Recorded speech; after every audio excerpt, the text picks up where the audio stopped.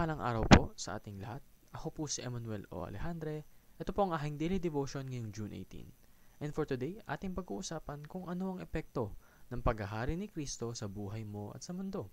This relates to the topic of the kingship of Christ na ating makikita sa Revelation chapter 19 verse 16 na nagsasabing, on his robe and on his thigh he has a name written, King of Kings and Lord of Lords.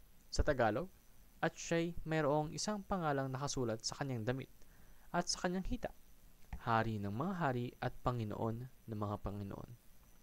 And that verse is directed at Jesus Christ. Siya po ang hari ng lahat ng hari, ang Panginoon ng lahat ng Panginoon. Siyang pinaka nakakataas. He is our God. He is our Savior. Because Jesus reigns as King over heaven and earth. Siya po ang hari natin dito sa lupa at lalong-lalo na ganoon na rin sa langit. That is why one of Jesus' goals is to colonize the earth through His people. Tayo, yung mga taong naniniwala sa Kanya. Kaya siya nag-disciple. And that's why He also relied on us to continue that mission of His to colonize all nations. So,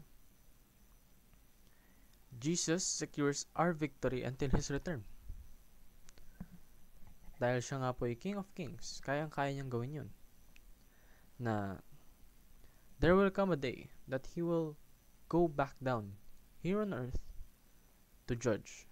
And before that happens, He will secure victory. He will move His pieces and He will use us as instruments in order to expand His kingdom. And that is an honor, no? Kapag ikaw po ginamit ng Panginoon upang mapalago ang kingdom of heaven, ang kingdom of God, that is so fulfilling. Ibig sabihin po nito ay tunay kang naniniwala at sumasampalataya sa Kanya. So, be an ambassador of Jesus. Anong ibig sabihin nito? Kapag ikaw ay ambassador, dapat nire-represent mo siya. Yung mga ginagawa mo ay dapat nakakapag-honor sa Kanya. And be a colonizer for King Jesus. Naway lahat ng ginagawa mo ay magpa-expand ng kingdom niya at maka-influence ng mga tao upang maniwala din sa Kanya. Tayo, we have been saved by grace through faith.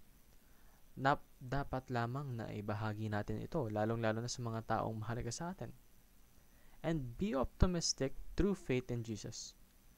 Dahil nandyan po ang ating Panginoon, hindi po niya tayo pababayaan. Ito po yung panghawakan natin sa lahat ng ating mga challenges sa buhay. Yun lamang po ang aking daily devotion. Maraming salamat sa pakikinig. Pagpalain po tayong lahat and let us all give glory to God.